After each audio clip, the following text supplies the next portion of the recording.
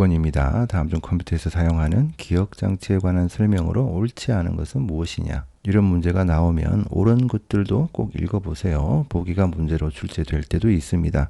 어쨌거나 4번이 잘못되었죠.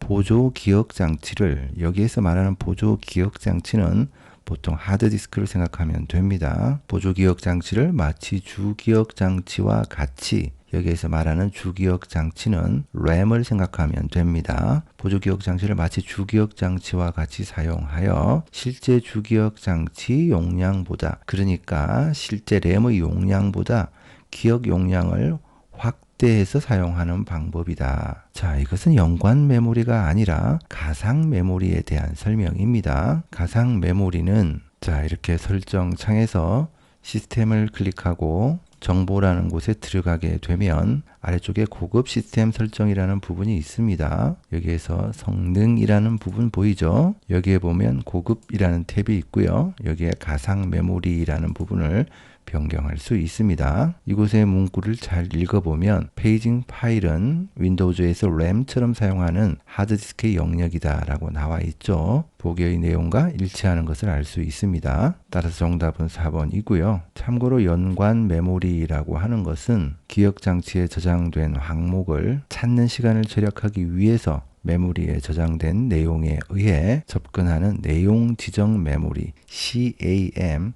Content Addressable Memory를 말합니다. 내용, 컨텐트라는 말이 핵심이라는 점만 잘 기억해 두면 되겠습니다. 7번입니다. 다음 중 윈도우즈의 고급 부팅 옵션 화면에서 시스템 복구를 선택한 경우 표시되는 시스템 복구 옵션 대화 상자의 복구 도구에 대한 설명으로 옳지 않은 것은 무엇이냐? 자, 이 부분은 이전 버전의 윈도우즈와 용어가 혼재되어 혼란스럽기 때문에 일단 생략하겠습니다. 정답은 2번입니다. 시스템 복원은 복원 지점을 만들어 두었을 경우 그 날짜로 시스템을 복원한다는 말입니다. 여기에서 말하고 있는 시스템 이미지를 사전에 만든 후에 이를 복원하는 것은 시스템 이미지 복구에 대한 설명입니다. 그래서 옳지 않다는 말이고요. 참고로 고급 옵션에 들어가고 싶으면 Shift 키를 누른 채로 다시 시작을 클릭하면 됩니다. 8번입니다. 다음 중 윈도우즈에서 홈 그룹 설정에 대한 설명으로 옳지 않은 것은 무엇이냐?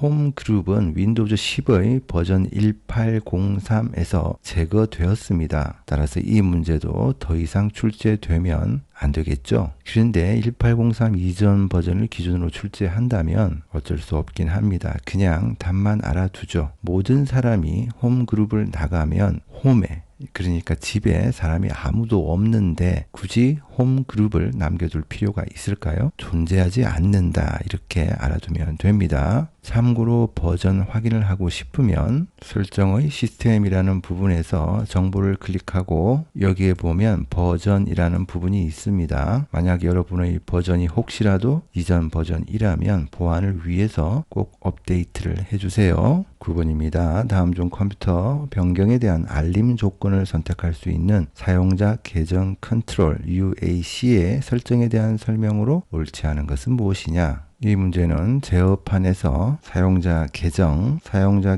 컨트롤 설정 변경이라는 부분에 들어가 보면 모두 다 확인할 수 있습니다. 보기 1번을 보면 유해한 프로그램이나 불법 사용자가 컴퓨터 설정을 임의로 변경하지 못하도록 제어하는 기능이다. 실제 사용자 계정 컨트롤 설정이라는 부분에 보면 사용자 계정 컨트롤은 유해한 프로그램이 컴퓨터를 변경하는 것을 방지하는 데 도움을 준다라고 되어 있죠. 그 다음 보기 3번 UAC를 항상 알림으로 설정하는 것이 가장 안전한 설정이며 프로그램에서 관리자 수준 권한이 필요한 컴퓨터 변경 작업을 수행하거나 사용자가 직접 윈도우즈 설정을 변경할 때 알림이 표시된다. 현재는 기본 값 상태이고요. 이렇게 항상 알림으로 변경하게 되면 보기 3번에 있는 것처럼 사용자가 직접 윈도우즈 설정을 변경하는 경우 알림이 표시되도록 설정할 수 있습니다. 이어서 보기 4번은 기본 값인데요. 이렇게 기본 값으로 설정하게 되면 보기에 있는 것처럼 윈도우즈 설정을 변경하는 경우에는 알림이 표시되지 않는다, 알리지 않는다로 설정할 수 있겠죠. 정답은 2번입니다. 참고로 보기 2번이 잘못된 이유는 이유는 윈도우즈 10에서는 더 이상 게스트 계정을 사용할 수 없습니다. 물론 편법으로 게스트 계정을 추가할 수 있지만 일반적으로는 게스트 계정을 더 이상 사용할 수 없는 것으로 알고 있는 것이 좋겠습니다. 따라서 이 문제도 윈도우즈 10 기준으로 하자면 논란이 있을 수 있는 문제가 되겠죠. 다만 보기 1번, 3번, 4번은 잘못되지 않았기 때문에 알아둘 필요는 있겠죠.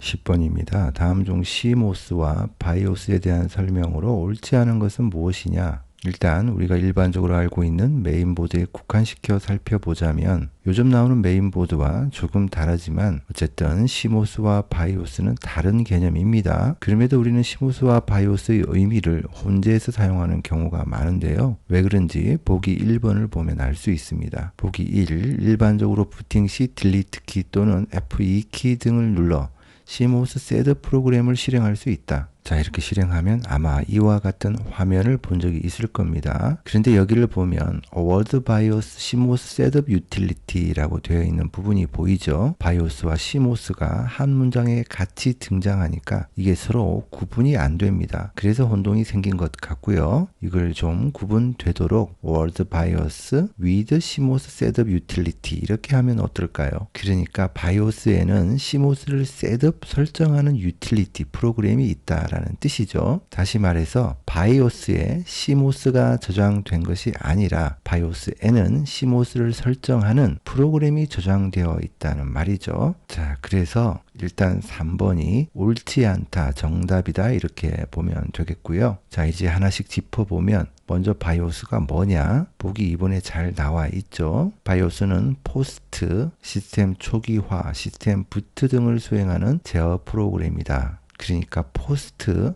파워 온 셀프 테스트 전원 버튼을 딱 누르면 그때부터 실행되어 운영체제가 부팅할 수 있게 밑작업을 해주는 펌웨어 제어 프로그램이란 의미입니다. BIOS는 베이직 인풋 아웃풋 시스템의 약자로 공장에서 메인보드를 만들 때 기본적으로 탑재되어 나오는 펌웨어입니다. 그래서 전원이 없는 상태에서도 유지되어야 하기 때문에 보통 롬에 저장되게 되고 흔히 롬 BIOS라고 부르는 이유이기도 합니다. 자, 그렇다면 CMOS는 무엇인가 궁금할 겁니다. CMOS에서 S는 Semiconductor, 즉 반도체를 의미합니다. 다른 말로 RTC NVRAM이라고 하는데 RTC에는 시스템의 현재 날짜와 시간이 저장되어 있고 NVRAM, 그러니까 Non-volatile RAM, 비휘발성 램의 메모리 크기, 하드디스크 같은 드라이브 타입,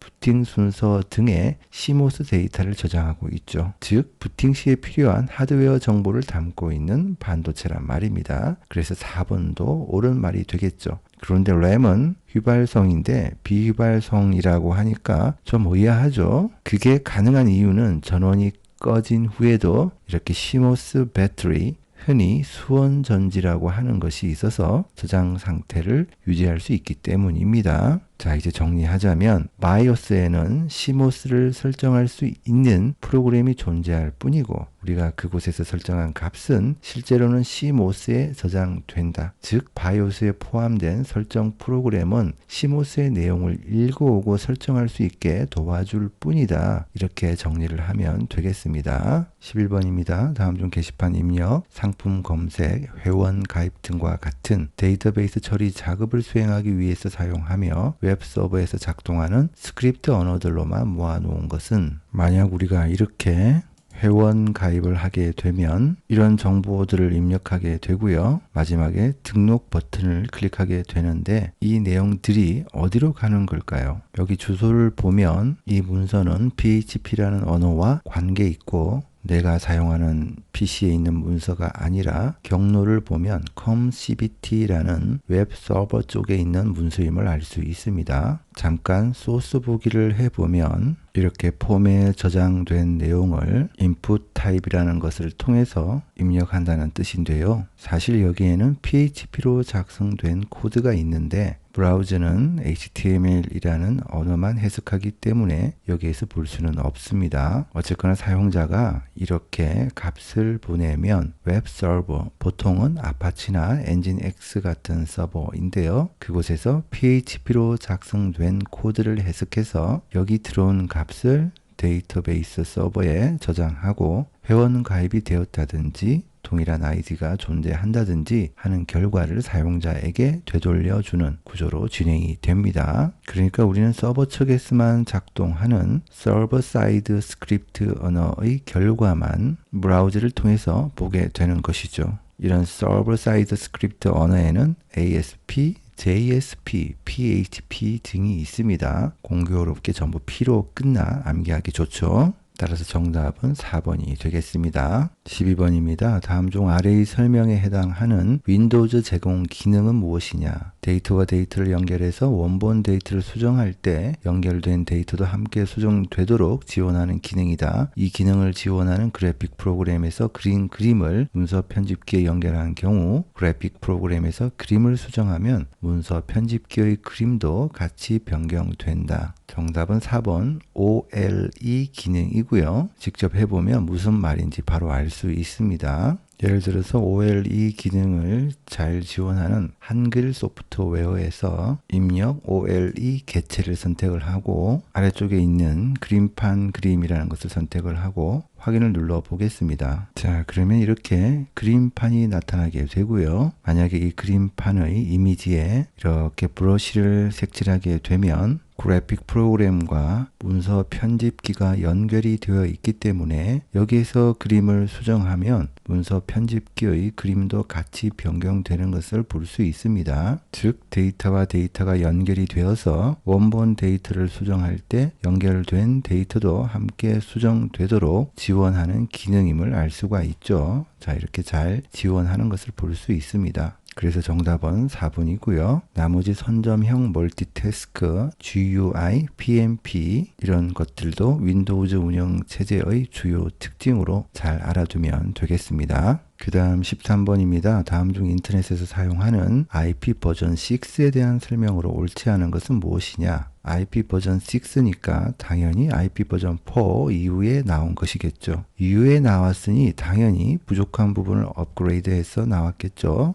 그러니까 좋은 말, 좋은 뜻은 다 옳다라고 생각하면 됩니다. 보기 1, IP 버전 4와의 호환성이 우수하다고 합니다. 좋은 말이죠. 보기 3, 실시간 흐름 제어로 향상된 멀티미디어 기능을 지원한다. 향상된 멀티미디어 기능을 지원한다고 합니다. 좋은 말이죠. 보기 4, 인증성, 기밀성, 데이터 무결성의 지원으로 보안 문제를 해결할 수 있다. 뭐 어쨌거나 해결할 수 있다고 하니까 좋은 말이겠죠. 자, 그렇다면 보기 2번이 잘못되었습니다. 16비트씩 8자리이니까 16 곱하기 8에서 128비트의 주소를 이용하는 것은 맞습니다만 주소의 각 부분은 점이 아니라 콜론으로 구분됩니다. 참고로 IP 버전 4는 8비트씩 4자리, 총 32비트의 주소 체계입니다.